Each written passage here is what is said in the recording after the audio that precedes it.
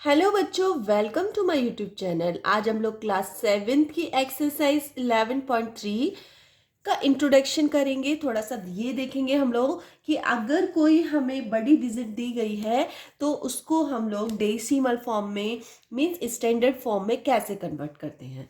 ठीक है, तो चलिए स्टार्ट करते हैं। जैसे सबसे पहले आपकी बुक में दिया हुआ है 59। ये 59 है, इसको डेसिमल में हमें कन्वर्ट करना है और स्टैंडर्ड फॉर्म में कन्वर्ट करना है। ठीक है, तो कैसे करेंगे?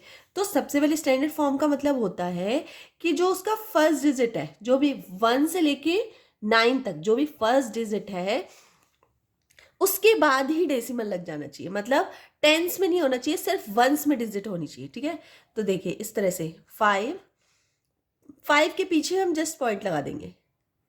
सिर्फ हमें 5 के पीछे पॉइंट लगाना है। ठीक है, मतलब पहली डिजिट जो है वो नॉर्मल होनी चाहिए, उसके बाद डेसिमल मतलब पॉइंट लगाना चाहिए, उसके पीछे कितनी भी डिजिट आ सकती हैं। ठीक है, तो 59 है। 59 तो हमने क्या किया कि 9 से पहले हमने पॉइंट लगा दिया। अब पॉइंट लगा दिया, पॉइंट के पीछे कितनी डिजिट है? 1 डिजिट है, तो हम क्या करेंगे?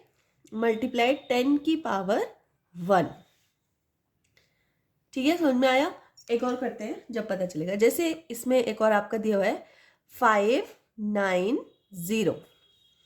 अब आप कैसे करोगे इसको? अब हम क्या करेंगे? 5 के पीछे कितनी डिजिट है? 2 डिजिट है ना, 9 और 0। तो हम क्या करेंगे? 9 और 0 के पहले पॉइंट लगाएंगे। पहले तो 5.90। ठीक है, अब पॉइंट के पीछे कितनी डिजिट है? 2 डिजिट है, तो हम क्या करेंगे? 10 टू द पावर 2। एक और करके देखते हैं। इस बार मैं लूंगी 5900। अब हमें पॉइंट का लगाना है, 5 के जस्ट बाद लगाना है पॉइंट, तो मैं ऐसे लिखूंगी 5.900। ठीक है, अब पॉइंट के बाद कितने कितने डिजिट है? तो 1 2 3 डिजिट है, तो हम क्या लिखेंगे? 10 टू द पावर 3। ठीक है, और इनको आप ऐसे भी लिख सकते हो, इनका जो 0 है वो हटा सकते हो, आप इनको ऐसे भी लिख सकते हो। ठीक है, इसमें भी सेम ऐसे ही कर सकते हैं 5.9। और हम 2 0 जो पीछे गए, मतलब पॉइंट के पीछे अगर कोई 0 है उसके बाद कोई डिजिट नहीं है तो हम उनको इग्नोर कर सकते हैं, उन जीरोज को। ठीक है, इस तरह से। तो आपको थोड़ा सा समझ में आया? एक और एग्जांपल ले लेते हैं। 5 9 और इस बार हम 3 0 ले लेंगे। ठीक है, कैसे लिखेंगे इसे? 5.9 और 3 0। ठीक है, तो पॉइंट के बाद कितने डिजिट है? 1 2 3 4 डिजिट है, तो क्या लिखेंगे? 10 टू दी पावर 4। और इसको हम कैसे लिख सकते हैं? 5.9 मल्टीप्लाई 10 टू दी पावर 4, ऐसे लिख सकते हैं। ठीक है, समझ में आ गया आप लोगों को? चलिए अब कुछ अलग क्वेश्चंस देख लेते हैं। जैसे कि आपके एग्जाम्पल में दिया हुआ है, एग्जाम्पल 13 के फर्स्ट पार्ट में 5985.3। इसको हमें स्टैंडर्ड फॉर्म में कन्वर्ट करना है। स्टैंडर्ड फॉर्म का मतलब होता है जो वंस नहीं, जो बोलेंगे फर्स्ट डिजिट जो भी है, मतलब वंस डिजिट में से कन्वर्ट करना होता है। तो फर्स्ट डिजिट कौन सी है? 5। तो 5 के बाद तुरंत आप पॉइंट लगा दो। 5 के बाद मैंने पॉइंट लगा दिया।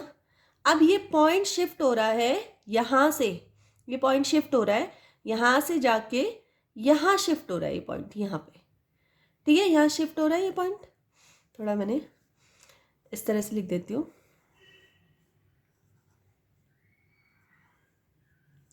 ठीक है, अब ये पॉइंट शिफ्ट हो रहा है यहाँ पे। ठीक है, इसका मतलब पॉइंट कितने स्टेप आगे चला है? 1 2 3 स्टेप आगे चला है ये पॉइंट। देखो फिर से मैं एक बार लिख देती हूँ। 5985.3। अब ये जो पॉइंट है ये इस तरह से आगे बढ़ रहा है, इस तरह से जा रहा है और यहाँ पे शिफ्ट हो रहा है यहाँ पे।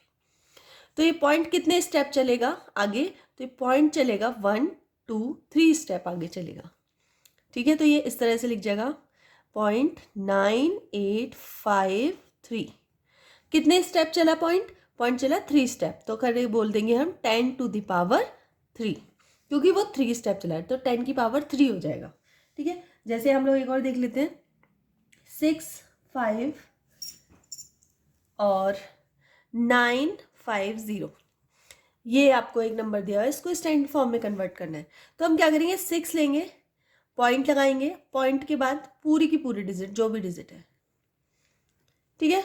अब पॉइंट के बाद कितने कितने पॉइंट के बाद कितने नंबर है, तो हमारे पास है 1 2 3 4, 4 नंबर है हमारे पास।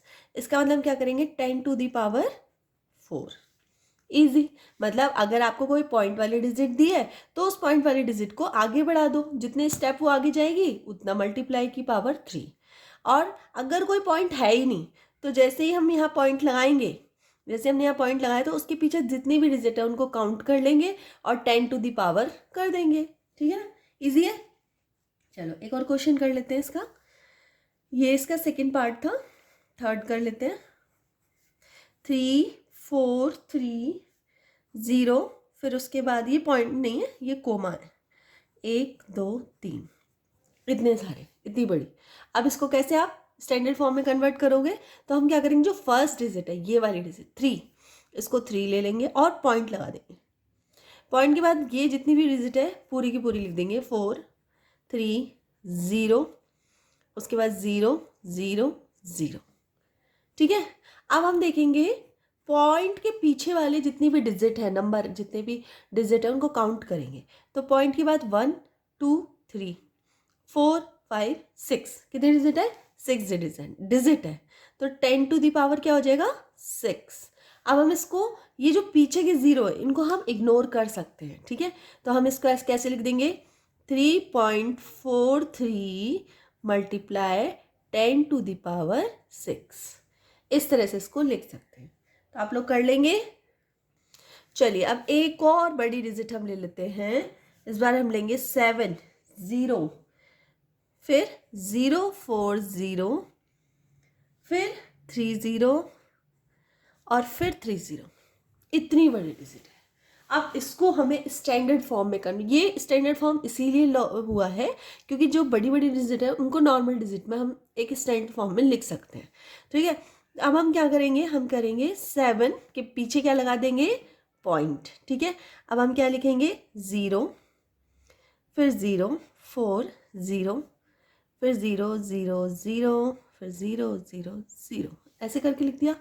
अब पॉइंट के बाद जितनी भी डिजिट है उनको काउंट कर लो, तो 1 2 3 4 5 6 7 8 9 10, 10⁻10, ठीक है। इसको हम किस तरह से लिख सकते हैं, 7.004 मल्टीप्लाई 10⁻10, ठीक है, इस तरह से लिख सकते हैं। चलिए, तो ये इंट्रोडक्शन वीडियो थी, आप लोगों को थोड़ा सा अगर समझ में आया हो, हेल्प लगी हो तो वीडियो को लाइक कर देना, चैनल पर नए हैं तो चैनल को सब्सक्राइब कर लेना और अपने फ्रेंड सर्कल में शेयर कर देना। चलिए, तो नेक्स्ट वीडियो में हम 11.3 एक्सरसाइज स्टार्ट करेंगे, ठीक है। तब तक के लिए बाय।